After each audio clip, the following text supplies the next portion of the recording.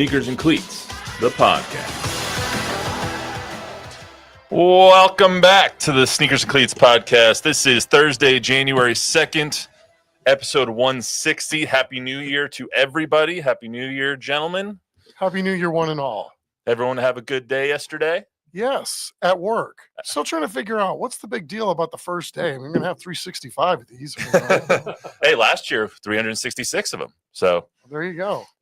Before we get started, I want to wish everybody out in New Orleans well. Obviously, the terror attacks that happened there yesterday. So hearts go out to everybody in New Orleans. Canceled the Sugar Bowl. Sugar Bowl actually being played right now out there. So hopefully everybody gets the help that they need out in New Orleans.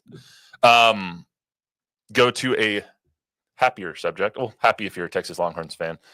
We'll talk a lot about the Peach Bowl today. Longhorns beat the Sun Devils 39-31. Talk about the game. Talk about the no call that some say was targeting. Some say it wasn't. I'm a little biased, so I think it's targeting, but whatever. And semifinal matchup coming up between Ohio State and the Longhorns now that is set. So we'll also talk about the Cowboys. Mike McCarthy, his future, he talked about that a little bit today in his press conference. So we'll talk about if he should come back to the Cowboys. Also, a lot of free agents that are going to be, or a lot of guys that are going to be free agents, for the Cowboys. Talk about them. Plus, the Spurs beat the Clippers at home on Tuesday, and that was probably their best game of the season. You and I were sitting here watching it, putting highlights together. That was their best, most complete game of the season. So we'll talk about that, what that means for this young team. Plus, how concerned are we over their inability to win on the road with 5 of their next 6 coming away from home. So we'll talk about all that. Before we get started, I want to remind everyone, subscribe to the YouTube channel, News 4 Fox SA. If you're so inclined, download, rate, review the podcast on your favorite podcast app. Helps us out a lot. No trivia today. We're going to get right into it. Peach Bowl. So Texas defeats ASU 39-31 in double overtime. It was an instant classic. It really was. No matter who you're rooting for, it was a heck of a ball game. Basically, looked like the brakes might come off early in that game, about 6-7 minutes in. ASU goes down the field, lucky that their first punt wasn't blocked. Ended up getting a first down, get 3, and then 2 plays for the first drive for the Texas Longhorns was a touchdown, punt return for a touchdown. It looks like everything's going to, it looks like it was going to be one of those days. One of those days. And then it kind of reminded me of the Penn State game where there was an ability or a moment there where Penn State could really put Boise State away, and they ended up fumbling, and all the momentum went towards Boise.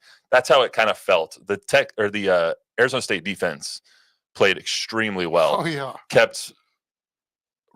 I think they kept him in the game, and really, besides like Cam Scadaboo had to get his footing in the second half, but it was all Arizona State's defense that kept the Longhorns off balance pretty much all day.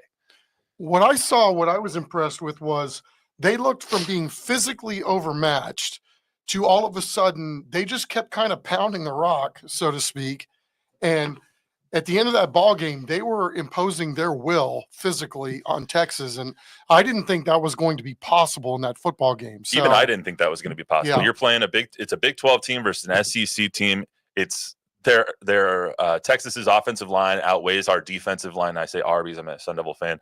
Outweighs ASU's defensive line by like 60 pounds each. They're just a bigger SEC program, and they did not play their best game on the offensive line for Texas. Like ASU's defense got after them for the first probably 55 minutes of that game. Yeah, I mean, every time I watched Texas this year, they were just able to run the ball, and it didn't matter who it was, right? Their first string running back, the third, the fourth, whatever they're at now with their depleted running back situation. But the fact that Texas ran the ball as much as they tried to yesterday and had very little to show for it. Yeah. It was a very, very impressive performance on many fronts by ASU. I mean, Quintravion Wisner having 18 carries for, 45 yards, 2.5 yards a carry. Jadon Blue, 4 yards on 4 carries, 1 yard per carry. I mean, they had 53 yards total on 30 carries yesterday. I mean, it was insane because that's what we all thought going into that game was Texas is the more physical team. They're going to impose their will on this Big 12 defense. And it was completely the other way around, which was even surprising to me as a Sun Devil fan. This is what Sark said after the game. So let's hear from him before we chat a little bit more.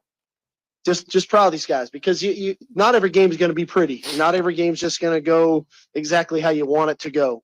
And there's going to be plenty of stuff that we're going to look at this tape and say we got to do better and be better. But the one thing I won't have to say is that our toughness and our fight doesn't need to be better. And if there's one thing that you want as a calling card for your team is just that. And so I think it's a tribute to these guys up here and their leadership and the culture that we have and their ability to stay calm through the storm and execute when, like I said, when our best was needed. I thought I think he's right. They showed a lot of fight. The Longhorns did, because when you go down 31-24 in overtime, you just gave up a 16-point lead. You're on 4th and 13 for your season. 4th and 13, you need a first down. They end up getting the touchdown, end up winning the game. But to see the fight that their team gave was extremely impressive to me as well. Agree. I mean, I can't deny anything of what you just said. I mean, it was just a heck of a ball game, to your point. And, again, it's just sad that ASU had to lose this football game, and obviously I got more skin in the game in the Texas department than I do the ASU. But, I mean, the fact that they put and scored that many points and had over 500 yards of total offense against that defense. Well, yeah, and that's the thing. 510 total yards on the best, probably the best or second best defense in the entire country. I mean, statistically number one, right? Yeah, so, I mean, it's them, Georgia, Notre Dame. Like the fact that the ball was moving and you were able to have big plays and move the ball between the 20s and just really not finish in the red zone. I mean, just the play calling where they may have been outmatched in certain areas, just when things weren't really going their way, they came up with a little gadget here or there. And it was just a masterful performance, masterful coaching job. And, the effort that Scattaboo exerted in that football game was infectious, uplifting, and contagious. I mean, well, I was going to ask you, like, that was impressive. I mean, he backed up everything that he said this week. It was not something I thought I was going to see. Yeah, I mean, he won the offensive MVP on the losing team for the first time in Peach Bowl history. That's how good Cameron Scattaboo was yesterday. He led the team in touchdown passes, in rushing touchdowns, in receiving yards, in rushes, in rushing yards. Like he dominated that game yesterday, and he was exhausted.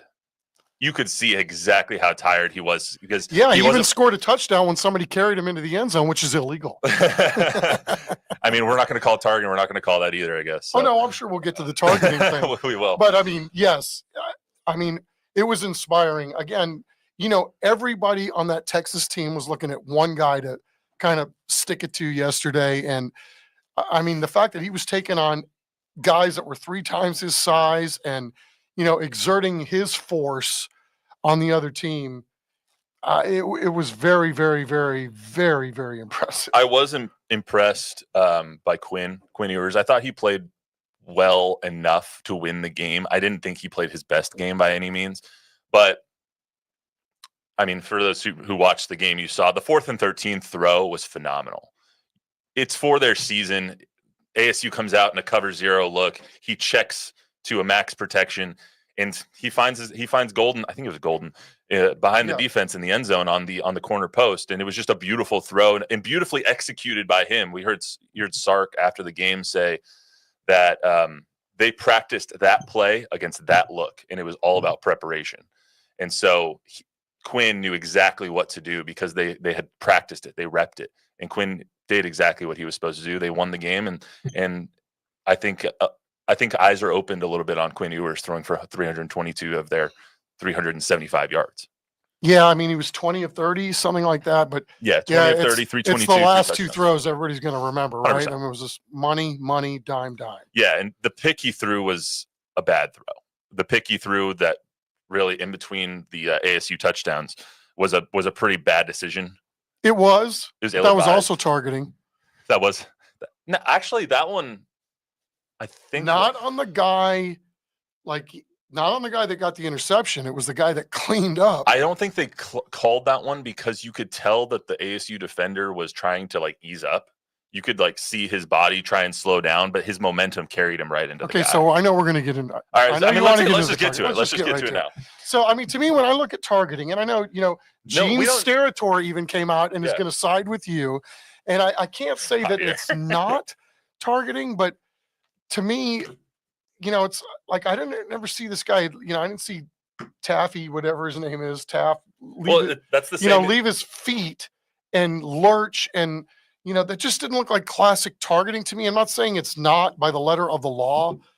I don't know. It was just there were a lot of missed calls in that game, and I think to just kind of, I know it's all the internet rage right now that Texas, was gifted a playoff game, but there were plenty of calls that went against Texas, or no calls that went against Texas. There was also a block in the back on the punt return touchdown. We won't talk about that one. And there was a hold on a Texas receiver always running down the field, and they didn't Whose call side are you that. on? I'm I'm just kidding. I'm just doing tit for tat here. Just based on just talking about that one targeting no call. If you didn't watch the game, it was 3rd and 15. Quintavion Stovall, ASU receiver, goes over the middle. Ball's tipped. He catches the ball, turns around, and there's a face mat, or there's a helmet right here. Hits him right in the helmet. It was besides the helmet to helmet contact, it was a good, clean tackle. Wrapped him up. Perfect textbook tackle. The letter of the law says that's a targeting. In the moment, like when the play was going on, I didn't think it was a targeting personally. When you see the replays and after review, and it's defenseless receiver, head-to-head contact on a defenseless receiver, letter of the law, it's a targeting. And so to even go to review and then come back and say, nope, no targeting, 4th and 5, ASU has to punt the ball back, and then the Longhorns miss their second field goal. To not get that call in that situation, I think will haunt Arizona State fans for a long time, because after the game, literally everybody in college football media and officiating crews everywhere, like, that's a targeting. If Gene Steratore and like other people came out and were like, yeah, it's really questionable. No, he literally said, quote unquote, it met every criteria, and it wasn't called. So that's going to haunt everybody for a long time. Would ASU have made the field goal? I have no idea. They're one of the worst kickers in the country. He was good yesterday, but he's one of the worst field goal kickers in the country. The ASU literally held tryouts mid-season because they couldn't kick a football. He's horrible. And so, like, would they have made it in that situation? I have no idea. But the fact that they didn't even get the chance will haunt a lot of ASU fans, and I think that's the take on it. It just stinks because they played so well, right? And they masterfully, imposed their will, managed the game correctly, positively, got the most out of a pretty pedestrian day from a really good quarterback that they have. It's a shame, you're right, that you would have a call that all of a sudden everybody's going to glean in on that and say, this was the difference in the ball game, when, again, it was a lot more than that. But again, hats off to ASU, because statistically, they're right there, and you can make the argument they were the better team yesterday. I think you can make a really strong argument that they were the better team. Yeah. Outside of those, you take that first 8 minutes away, they dominated that football game in more ways than one. They did. And the other side of it is Texas's kicker. Oh man, is he going to miss 2 more? So it's hard to, really kind of weigh in on all this stuff and say if this would have happened, that would have happened. But yeah, it's hard to not look at the stats and then with your eyeballs and say, I'm not so sure the best team won today. Yeah, you own the time of possession, 38-22. That helps. That's unbelievable. That's going to happen when you get a punt return for a touchdown. You run 21 plays in the first half, but that's Texas 16 minutes. That's a lot. That's a lot.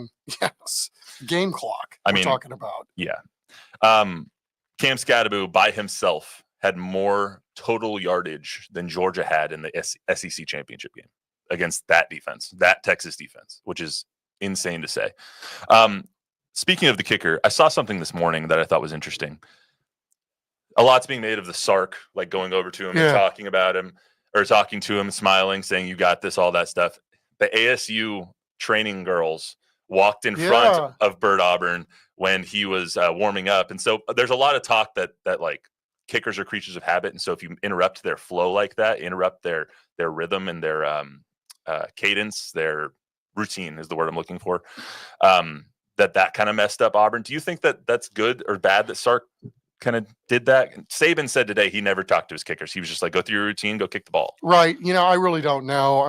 that's one of those things. We'll see what happens the next time. Right. He's not going to do it again. If it was me, and obviously I'm not a kicker, but if I have a 4-foot putt I don't want a pep talk from somebody before I'm going to do it. So I guess that's fair.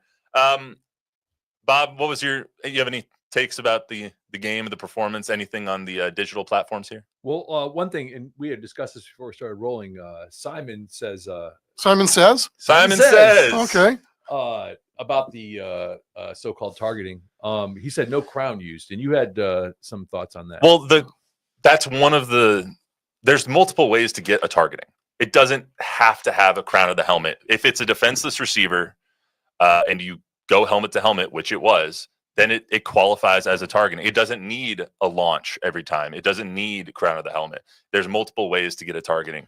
There's a guy on Twitter. His name is Brian Edwards 63, and I saved this because this guy's tweet kind of encapsulates everything. These are the calls that went against Texas in this game. I'm not saying there weren't calls. Like there was definitely calls that went both ways. You like that? You like that? This is really good for a right. audio audience. Oh, I know. I'm just saying. It's like, look, this is like scratch and sniff TV, y'all. You can go to Twitter now and go find this guy's tweet because he does a nice job kind of compartmentalizing what happened in that ball game that went against Texas or things that weren't called. There's 100% calls that didn't go both ways. Like there's missed calls. I don't think it was a well officiated game at all. I think that officiating crew was not very good. I think ultimately in the college football playoffs, the officiating has been kind of off. In that Boise State game, there was 23 flags. Like, keep them in your pocket. But it does stink that a classic game like that is going to be mired in controversy because of that call. Like Texas won the game, and they were the better team. On the scoreboard. On the scoreboard. Yep. That's all that matters. They won the game. They're going to the next round. ASU had a 4th and 13 that they could have gotten and could have won the game, and they didn't do it. It does stink that classic awesome of a game is going to be talked about as the call that wasn't called. I think it will for ASU fans. I don't think Texas fans are going to remember any of that other than the fact that I think they're over it. They're on to Ohio State. But I think the lesson for Texas is if you think ASU was physical, where do you get a load of Ohio State? As a Arizona State fan and an alumni, I could not be more proud of that team, though. As you should be. Could not be more proud. Did not see that coming. 2 touchdown dogs, and obviously further travel. You had 2 guys that I don't know if you call it trash talk or just guys that are very confident in their own abilities, but the fact that they pretty much backed it up. I mean, for Scatterboo to say, I don't think there's anybody that can stop me. And then you're playing the number 1 defense. I mean, you talk about the huevos rancheros on that guy. And then to go back it up like that. Dude, I mean, come on. That's we haven't seen anything like that in quite some time. 42 yards passing and a touchdown, 30 carries, 143 yards and 2 touchdowns, 8 catches, 99 yards, no touchdowns through the air. He looks like Rudy if you're just looking at him. I mean, like, goodness gracious. Cam went off. I think that ASU played a good game. That could be argued that they were the better team on the field, and I think that they earned some respect in the national media, national spotlight. I think that there's a lot of people who fall back on the SEC. It just means more, and the SEC is the better conference, which it is. But when you just say all SEC teams are better than any Big 12 team, I think you're wrong at that point. Right. I think that ASU just showed that the top level teams in these other conferences can still compete with some of the best teams in the country. And it's still a power 4, not a power 2. Well said. Let's get to Cowboys stuff. Anything else? Actually, quick thought on Ohio State and Texas. Do you think that ASU, or do you think that Texas can win that game? Can they win? They're 4.5 point dogs. I think, having maybe, that they're right up the road has got to help some, I would think. But, man, I don't know, man. After watching that performance yesterday by Ohio State, I mean, they got tons of receivers. Mm-hmm. It's already DBU. They play a physical brand of football. I don't know. Some of this is sort of like the football version of the Baton Death March, right? I mean, the fact that you're going to have to line up and play another one of these slugfest street fight games and the physicality that it takes to move, to survive and move on is it's really something. And the fact that we're talking about uncharted territory for these college kids, Mhm. you know, that's trying to play a 17-game schedule, and just the time and the management of having to, how do you traverse your way through a course of a long season like this and still be able to bring your A game every single week like this? I mean, and I think we said it going in. I mean, these games will be won in the trenches more than likely, and the more physical, more healthy teams are going to be the ones that survive and advance. Yeah, I mean, the way that Ohio State has won in dominating fashion over the best team in the country in Oregon, and then how they won that first round game, it's like, good luck.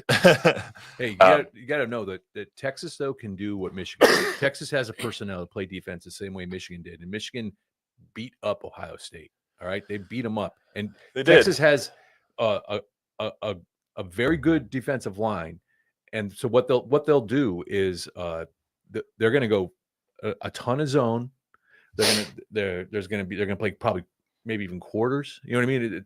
They're going to dare Ohio State to run. And I think Texas has the personnel to stop Ohio State's run game. So that's going to be really tough. And Texas is going to run all over Ohio. Well, it State. does. It seems like anybody that isn't in blue and yellow gets maize and messed up by maize. You by call Ohio it corn. State. Yeah. If Texas can change their uniforms up and wear blue and yellow, then maybe they have a better chance at winning that game, because it seems like whenever Coach Day's kryptonite. Yeah, whenever Ohio State plays Michigan, they crap all over themselves. But here's the hard thing: like every game that Ryan Day wins now is making it harder and harder to fire him. You can't fire him. And he has the best winning percentage over the last 6 years. He's 68-10. He lost to Michigan 4 times. That's all. That's the only thing that matters at Ohio State. He's 68-10. He needs to go. He's not going to get fired. Well, he should be. There's no chance. I wouldn't say there's no chance. There's less. There's a good chance. I don't think so. Chance. He wins the national championship. He gets fired. Wins the national championship. We won't be able to fire him.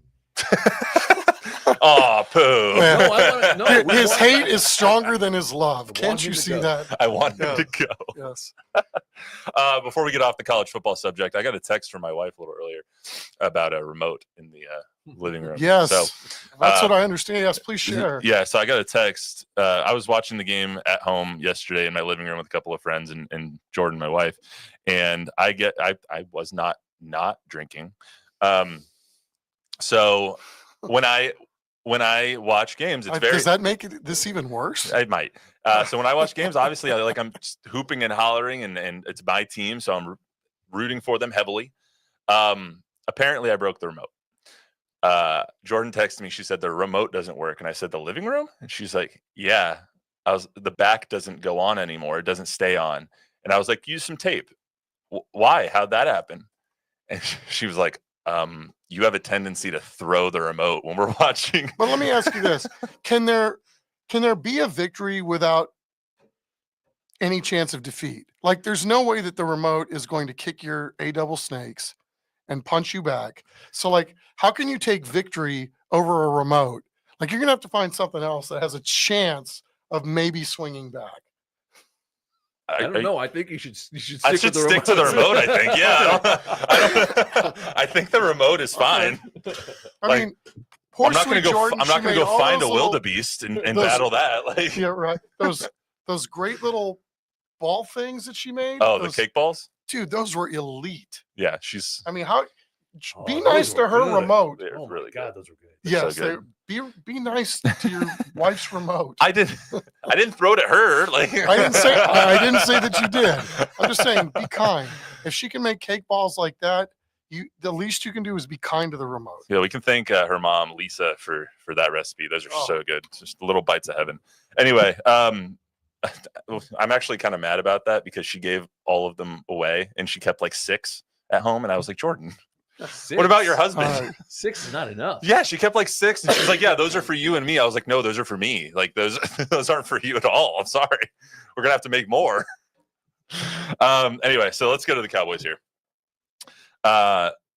Cowboys will end their season on Sunday against the Commanders. Might be the last game for a lot of Cowboys, both on the roster and in the coaching staff. Mike Zimmer, his contract's up, obviously. Mike McCarthy. Mike McCarthy was asked today in his press conference about if it'll be bittersweet and what the emotions will be like. This is what he had to say. Yeah, no, great point. I'll be honest with you. I go to the stadium much earlier, at this time of my career than I used to. And, I won a Super Bowl in that home locker room at AT&T. So I have a very strong emotional attachment that it hits me every time I walk in there, every time I walk out. So yeah, I'm definitely aware of it. And but yeah, I know you got Zimmer up here. I am not. You're not getting me today. So, but no, I'm not thinking about it right now. But yeah, I'm definitely in tune with that.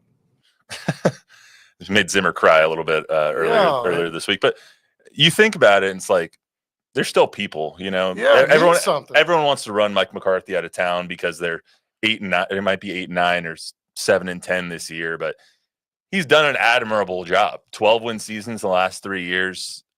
They just can't win the big one. And it's not just him that can't win the big one. It's every other coach that they've had for the last 30 years.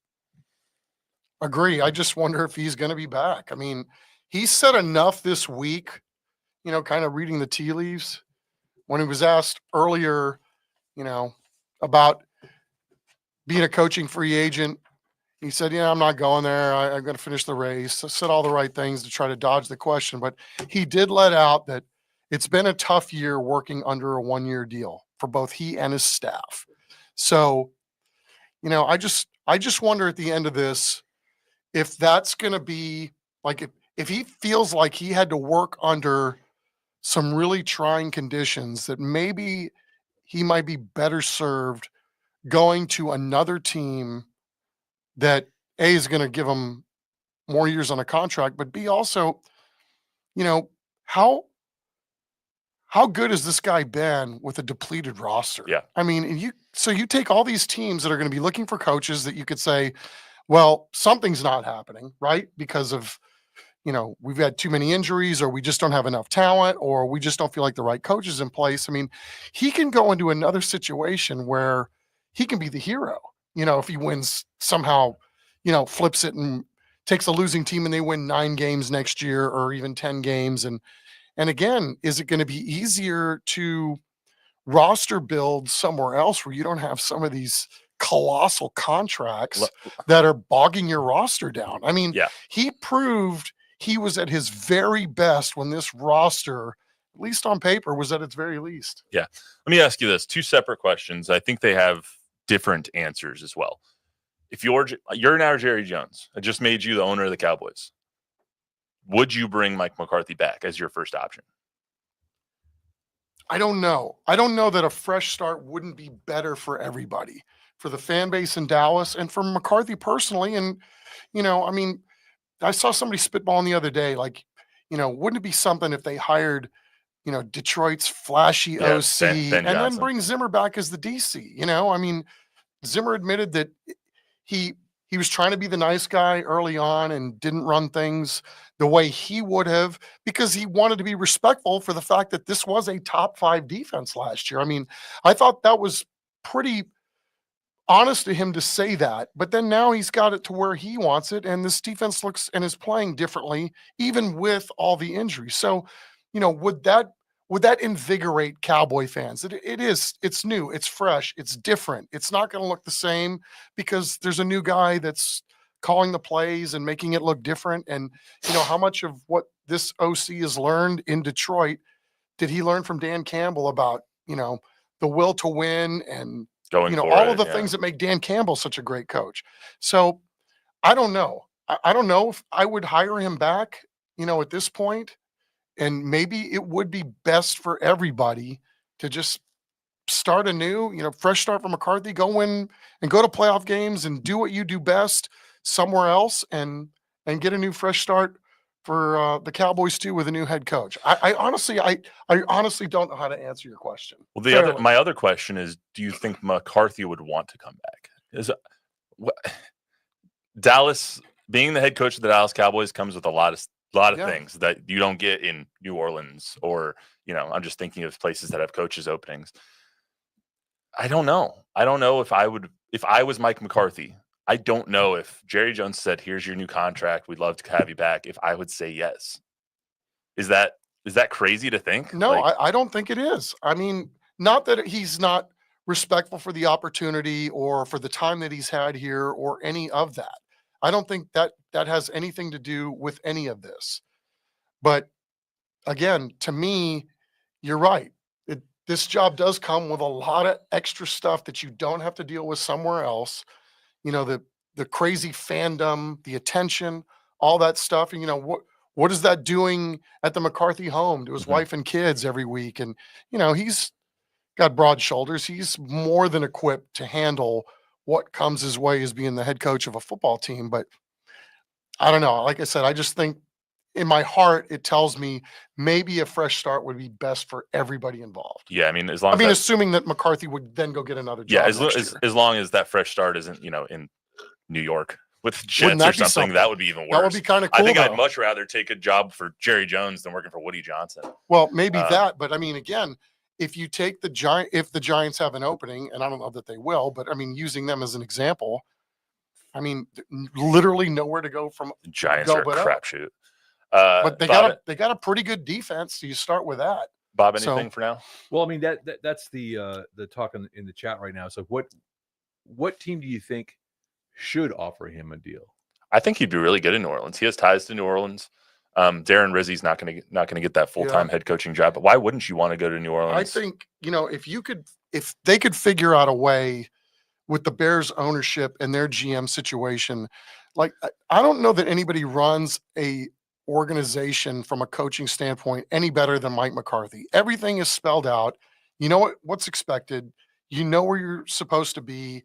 It's organizationally, and the way he communicates it's not common. Mhm. And so for whatever people out there in Cowboy fandom think that he's not, and I think Packer fans probably thought the same thing at the end of his tenure, but the way the guy runs an organization and runs the ship, I think would serve somebody like the Bears very, very well. I agree. I think the Bears would be a really good option for him. The Saints would be a good option. I don't think the Jets are a good option for anybody.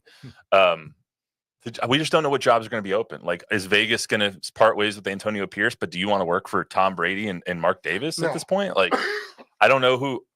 You have to look at who the ownership is. And I heard that from Sean Payton when he was evaluating whether he wanted to go to Denver or not. They just got a new ownership group, and they're willing to do whatever it takes to win. You have to have a simpatico relationship between your head coach, your GM, and your ownership group. And if the ownership group is a mess, which it seems like that list is growing day by day, it's like, do you really want to go work for that person? I mean, you heard it from the head coach of the Nuggets when Mike Brown got fired. Like, that's just it's a bad person to work for, and you have to take that into consideration. And Jerry might have a lot of faults, but he's a good person to work for. So yeah, and I mean, and Jerry's, they let McCarthy in on the draft, and McCarthy has said on the record that he's had more input on the draft than he ever has at any point in his career working here with the Cowboys. Yeah, I mean, and we'll talk about free agents later. There's a list of 27. Although guys. they didn't draft him a running back.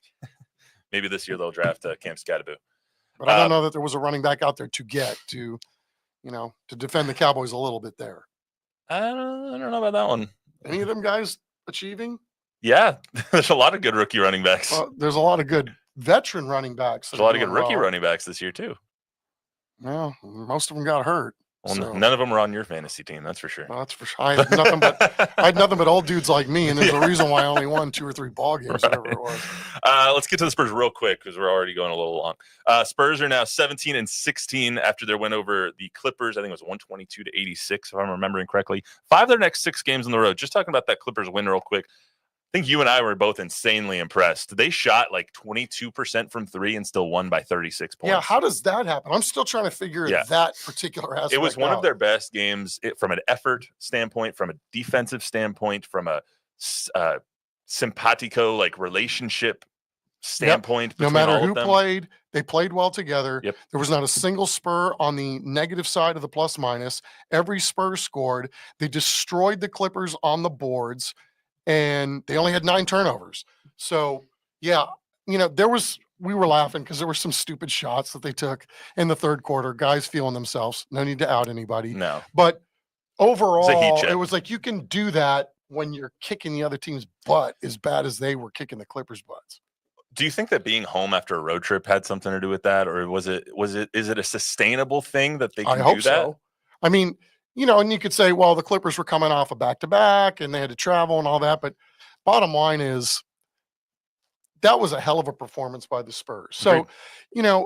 I don't know if they're going to be able to sustain this on the road, but Mitch Johnson said the other night, hey, we were 1-3 on the road, and he felt like they made huge strides. So they're not really necessarily, even at this point, worried about the wins and the losses, that they feel like if they do similar things that they did like against the Clippers, then the wins are going to take care of themselves. So, if he felt like they made strides on the last road trip and then they backed it up with that performance on the Clippers, then, let's see what the next round of road games looks like. You have another, it's not going to take long to get to it. You got 5 of the next 6 on the road.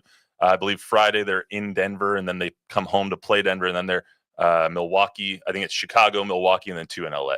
So you got to figure out how to win on the road, and they're going to get their chance to show that they can win on the road coming up. They're only 5-9 on the road this year. Like, it's not going to do it. You got a lot of home games early. You won a lot. You racked up some wins there. Well said. 5-9 on the road. They're going to have to be better on the road if they want to be a playoff They have team. that, and they have the rodeo road trip to prove that they can win on the road. They have 2 games in Paris. They're technically on the road, but I don't know. I don't know why they play so much better at home. I really don't understand it. No, most teams do, right? You got the fans But behind not this. you. But not this chasm. Like it's a chasm of better effort and better shooting, and they're just so much better at home. Well, maybe at everything. They're playing this many road games, you're going to get into a rhythm of playing on the road. Yeah. So we'll see. All I know is everything that I saw last week was pointing in a positive direction. And the biggest point I thought that you made was the energy, right? No matter who played, was getting after it. Yeah. That's all I want to see. Give me that, more of that, and then the other stuff will fall into place. All right, well, that's all we got for you today on the Sneakers Cleats podcast. Remember to download, rate, review, subscribe, give us a 5-star rating, tell a friend, tell an enemy. Apparently, I have to go find a wildebeest to fight or something, according to Chuck. So, and a new remote. And a new That doesn't require tape. We'll see you guys right back here on Monday.